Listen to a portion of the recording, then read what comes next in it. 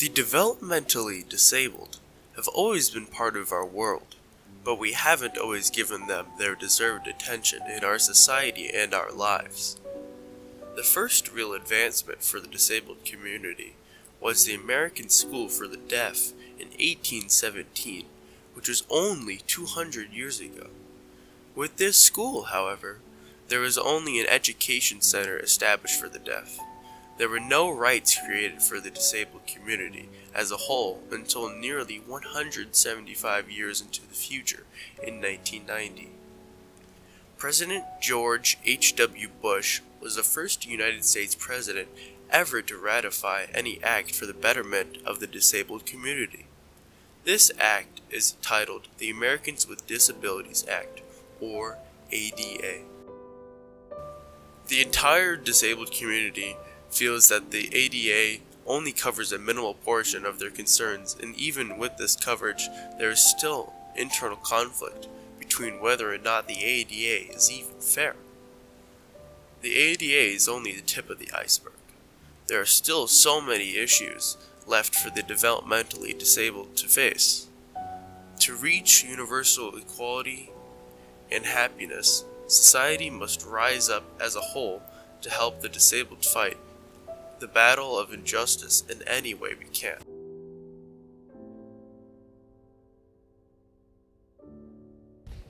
Throughout our work on this project, our group has uncovered some very sad facts about people with developmental disabilities. The statistics point to education and employment as the main injustices, among many others that the developmentally disabled must face. In the United States, 5.3 million people with at least one developmental disability live in poverty. According to a U.S. Department of Labor report, only 17.5% of adults with developmental disabilities were employed in 2015, compared to 65% of adults without a disability. That's a huge gap. A study done by the University of Massachusetts states that the developmentally disabled who are employed must work in jobs that are segregated, often part-time, and for low wages. We questioned whether the root of this unemployment problem might be education. Only 63% of students with learning disabilities graduate from high school, which is at least 20% lower than the rate of students without disabilities. Then the post-secondary education needed to get really good jobs is not available to these students, so they struggle to find work. This is the sad reality. Our essential question was, what improvements can be made in government and society to reduce the discrimination of the developmentally disabled? With regards to the first question, what can each person do individually to promote these societal changes? We found that the stigma that's placed on people with disabilities needs to be removed in the hearts and minds of people. Society deems the disabled incapable of simple tasks in the workplace. Being raised in a society that tells them they can't do something never allows them to bloom or gain the confidence to want to go out and try and obtain a job. This, in turn, why the poverty number for the disabled is so high. We need to work together as a society to break the stigma that the disabled carry with them and help them to integrate into society confidently. Our culture has to change so that we see talents before problems. We see people who are different and not disabilities. And we need to remember our moral responsibility to God. Every person in the world has the right to live with dignity, which means being employed and having an education that will give them the skills to have a job. It is also everyone's responsibility to make sure this happens.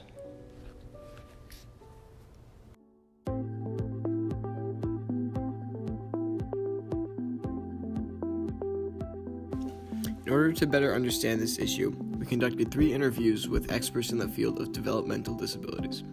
The first interview was with Rena Weirthan of Friendship Circle, which is an organization that provides various services for children within the disabled community, such as preschool and daycare.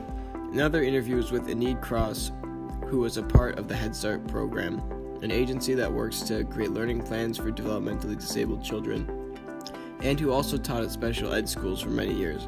Finally, we interviewed 2 Cafe, an organization that works to employ those who suffer from serious developmental disabilities. The major difference between their ideas and those commonly associated with the disabled community was that they focus on the positives of those disabled, whereas society typically focuses on the negative. They mainly provide insight into all that those who are disabled can do, and how the notions that they cannot be good workers or that they are dumb are simply not true. Often the term disability confers an idea of being unable to do something while ignoring all that one can do. As noted in the interview with Enid Cross, A lot of people think that kids with disabilities are stupid, but often they are very intelligent with very high IQs and have a very unique set of skills.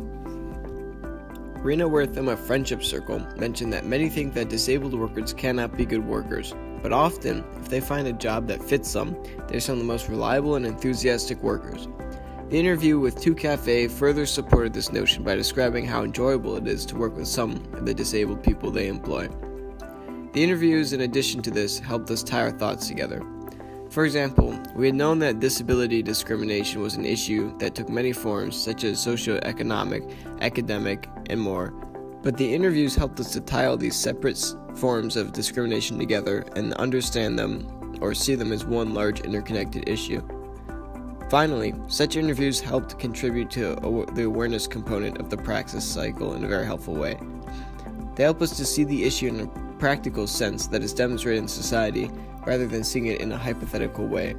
In other words, it provided real-life context of the discrimination that we had studied so that we can relate to it and see how it is present in our lives. Overall, the interviews helped us to see how this discrimination is experienced by the disabled community through concrete examples and ideas stemming from a different viewpoint. We became aware of how the discrimination is experienced as opposed to the manner in which it exists.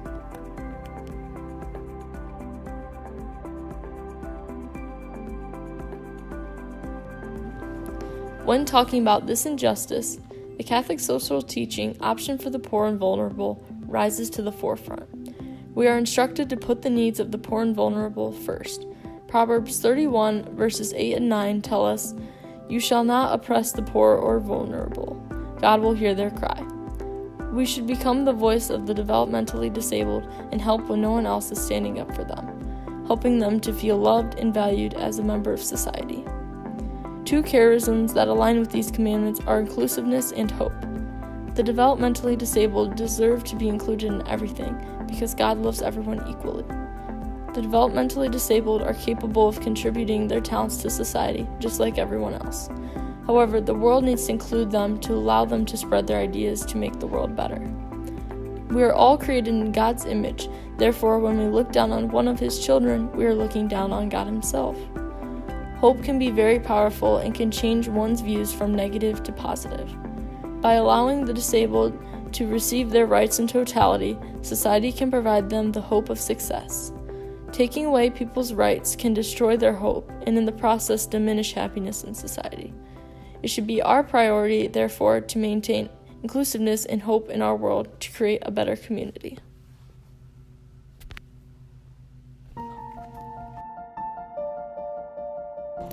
Today's world is based on convenience, accessibility, and a strict attitude of what's best for me.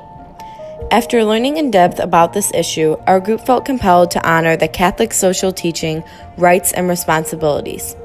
This teaching calls people to accept the sanctity of life and work together to better their communities by accepting the disabled and working in union with them. As Catholics, we have the responsibility to maintain the rights of others when society is failing to protect them. To respond to this Catholic social teaching, our group participated in a variety of service projects. First, Allie and Olivia participated in Special Olympics. Special Olympics is an organization that provides people with intellectual disabilities an outlet in the form of sports. While volunteering, Olivia and Allie helped the disabled children they were paired with participate in track and field events such as relays, shot put, long jump, and high jump. They found their volunteer experience to be surprisingly fun and enjoyed meeting new friends in the disabled community. Then Trey and Olivia volunteered at Friendship Circle. Friendship Circle is an organization that brings together teen volunteers and disabled children to provide families with support and communities with awareness and knowledge. While volunteering at this organization, Olivia and Trey were paired with a young boy that had intellectual disabilities. Throughout the program, they attended music therapy and movement with the boy. While the boy had some behavioral issues, they soon found how funny and happy he was at heart. Next, Jack Michael volunteered at a Gina Cross group home. Jack helped create an activity for the children in the group home and helped with general housekeeping tasks. Jack found the activity the most impactful. He helped the children design a pot and then plant a flower in that pot, and found it proved that the simplest of actions can bring joy to the children. Finally, Olivia and Nick volunteered to organize a Swing for a Solution event at Gilmore, whose proceeds go to Autism Speaks. Autism Speaks is a charity dedicated to expanding acceptance and support of the autistic community through advocacy and research. Olivia and Nick contributed to this cause by promoting the event on campus with posters and a dress down day. Along with the softball team, they also set up a donations table at lunch and ran the concession stand at the game. In the end, our group, along with the softball team, was able to help raise $840 to go towards autism research and encourage our community to become more informed, supportive, and open. As we've all learned throughout this project, humans with disabilities deserve to be treated with more respect than they are as of now. Since we've just learned about all the rights of the disabled, it's our job to act fast and with intent. As a whole, our group learned that we shouldn't define people by their disabilities. Too many times have people with disabilities been shunned or shut out of situations and opportunities because other people feel as if they aren't as capable. Whether it be through schools, transportation systems, friends, or any other topic, we've learned that developmentally disabled people feel underprivileged. However, through the Praxis project, our group realized that humans with disabilities are pure of heart and have no bad intentions. Thus, they don't deserve to be treated as if they're inferior to those without disabilities. With that being said, we came to the conclusion that we should work to protect the rights of humans with disabilities under all costs. They deserve the same rights as anyone else and shouldn't ever feel excluded.